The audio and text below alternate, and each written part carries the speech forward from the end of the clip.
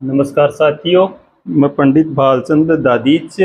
अब हम बात करेंगे दूसरे भाव में या दूसरे घर में बैठ करके सूर्य प्रत्येक लगन के लिए कैसा फल देता है। अलग अलग लगनों के लिए हम सूर्य की तुलना करेंगे कि ये कौन से लगन में दूसरे घर में बैठकर अच्छा फल देता है और कौन से लगन में दूसरे घर में बैठकर अशुभ फल देता है। सबसे पहले बात करते हैं मेष लगन की। यदि लगन में एक की संख्या लिखी हुई हो तो ये मेष लगन हो गया। और मेष लगन में बैठ करके सूर्य कैसा फल देता है, क्योंकि यहाँ मेष लगन हो गया तो यहाँ पर वृष राशि हो गई दूसरे भाव में। तो दूसरी राशि ये 2 की संख्या होती है, ये शुक्र की राशि है वृष राशि। अतः मेष लगन की कुंडली में दूसरे घर में बैठा हुआ सूर्य वृष राशि में बैठेगा और वृष राशि सूर्य की शत्रु राशि है। अतः मेष लगन की कुंडली में दूसरे घर में बैठा हुआ सूर्य अशुभ फलों को देने वाला है। अब हम सबसे पहले लिख लेते हैं कि कौन से लगन में शुभ फल देगा, कौन से लगन में अशुभ फल देगा। उसके बाद में इसके अशुभ फल कौन से होते हैं और अशुभ फल कौन से होते हैं उसकी चर्चा हम बाद में करेंगे। अतः मेष लगन की कुंडली में बैठ करके सूर्य अशुभ फल देने वाला होगा। ये अशुभ फल देता है मेष लगन की कुंडली में। अब हम बात करेंगे वृष लगन की कुंडली में। यदि यहाँ 2 की संख्या लिखी हुई होती है तो वृष लगन की कुंडली हो गई। और वृष लगन की कुंडली में सूर्य यहाँ 3 की संख्या में बैठेगा, यानी कि मिथुन राशि में बैठेगा। वृष लगन की कुंडली में सूर्य यहाँ मिथुन राशि में बैठेगा और मिथुन राशि है बुध की राशि। बुध सूर्य का मित्र है। अतः वृष लगन की कुंडली में सूर्य दूसरे घर में बैठ करके शुभ फलों को देने वाला होगा। अतः वृष लगन की कुंडली में यह शुभ फल प्रदान करेगा। अब हम बात करते हैं मिथुन लगन की।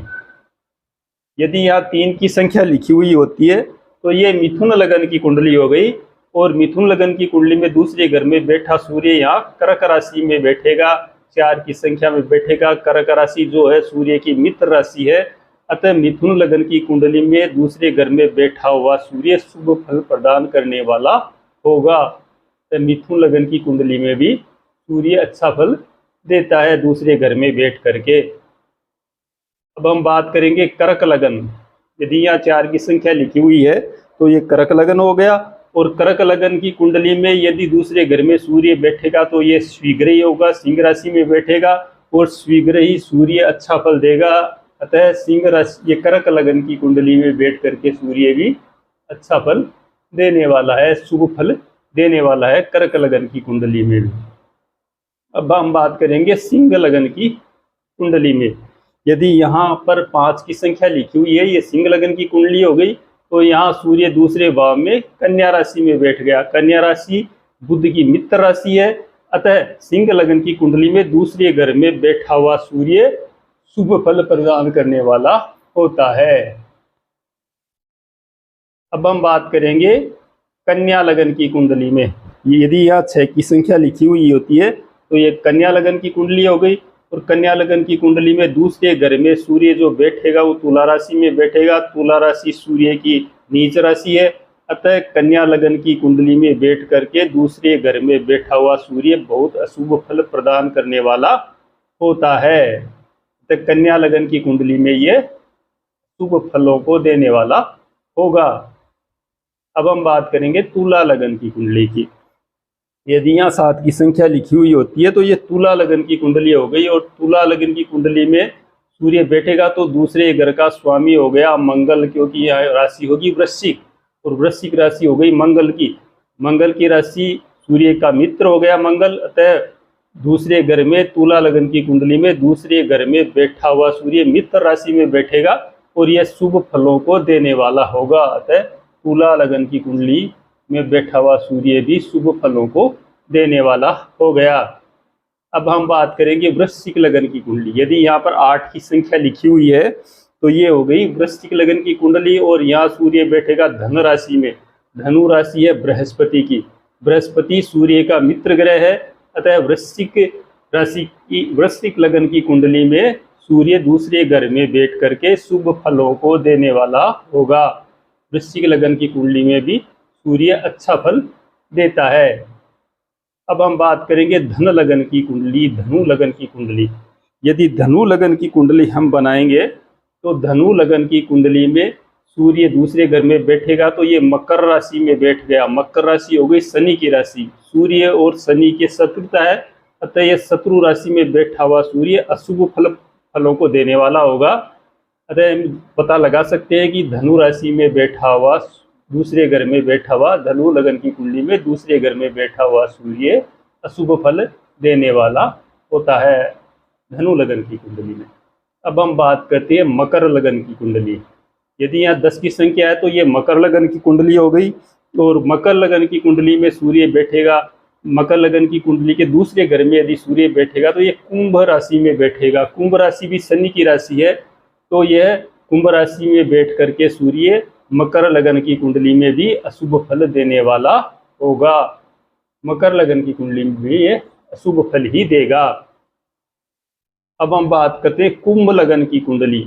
यदि यहाँ 11 की संख्या है तो ये कुंभ लगन की कुंडली हो गई। तो दूसरे घर के अंदर हो गई ये मीन राशि, और मीन राशि सूर्य की मित्र राशि है, ये बृहस्पति की राशि है। तो कुंभ लगन की कुंडली में दूसरे घर में बैठ करके यह शुभ फल प्रदान करने वाला होगा सूर्य।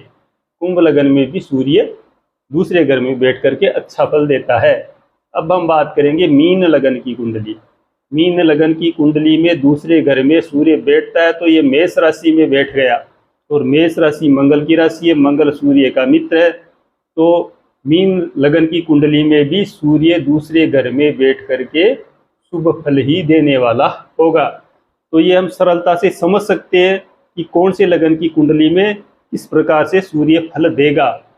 तो शुभ फल वृष, मिथुन, कर्क, सिंह, तुला, वृश्चिक, कुंभ और मीन लगन की कुंडली में दूसरे घर में बैठा सूर्य अच्छा फल देगा।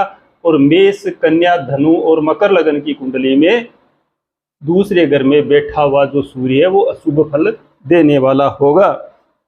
यदि सूर्य अच्छी स्थिति में होता है, उच्च का होता है, मित्र क्षेत्रीय होता है, तो ये अच्छा फल देगा। तो इसके प्रभाव से जातक जो होता है वो बुद्धिमान होता है, उसको बहुत प्रतिष्ठा मिलती है, वो उच्च शिक्षित भी होता है, पैतृक धन संपत्ति भी उसको मिलती है, भूमि, भवन, वाहन आदि सुखों को यह सूर्य देने वाला होता है यदि यह इन लग्नों में बैठा हुआ हो, शुभ लग्नों में बैठा हुआ हो। तो हम बात करते हैं कि यदि वृष, मिथुन, कर्क, सिंह, तुला, वृश्चिक, कुंभ और मीन लगन की कुंडली में सूर्य दूसरे घर में अच्छी स्थिति में बैठता है तो यह व्यक्ति को स्वाभिमानी भी बनाता है। वकील, मेडिकल क्षेत्र में ऐसा व्यक्ति सक्सेस होता है। और सूर्य के साथ यदि यहाँ पर दूसरे घर में गुरु भी बैठा हुआ होता है तो उच्च प्रतिष्ठित लोगों से वो संपर्क भी करवाता है, और ये जो राजनीति के क्षेत्र में भी ये सफलता प्रदान करने वाला होता है। ऐसा व्यक्ति जो होता है जन्म स्थान से दूर विदेश जाकर के काफ़ी सफलताओं को प्राप्त करने वाला होता है। और यदि सूर्य दूसरे घर में अशुभ स्थिति में बैठा हुआ हो, यानी कि मेष, कन्या, धनु और मकर लगन में की कुंडली में यदि ये दूसरे घर में बैठा हुआ हो सूर्य, तो ये अच्छा नहीं कहा गया है।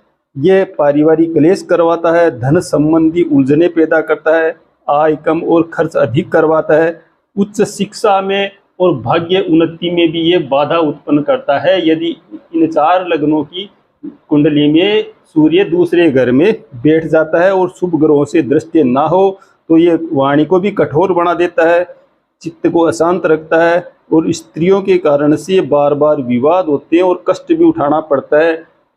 ऐसे जातक के पिता को भी बार बार कष्ट आता है। नेत्र यानी आंखों से संबंधित और मुख से संबंधित रोग का भय बना रहता है, दुर्घटना आदि की संभावना रहती है, और सरकारी क्षेत्र में ऐसे व्यक्तियों को काफ़ी परेशानी होती है। ज़्यादा खर्चा होने के कारण से ऐसे व्यक्ति धन का संचय नहीं कर पाते और परेशान रहते हैं। साथियों, ये मैंने प्रत्येक लगन की कुंडली में दूसरे घर में बैठे हुए सूर्य के बारे में आपको शास्त्रोक्त, प्रमाणिक और सरल रूप से जानकारी दी है। यदि आप ज्योतिष में रुचि रखते हैं तो अच्छी तरह से देखकर इनको समझिए। आप कुछ ही वीडियो देख करके अच्छी तरह से आप कुंडली का अध्ययन कर पाएंगे। आशा है आपको समझ में आया होगा। नमस्कार।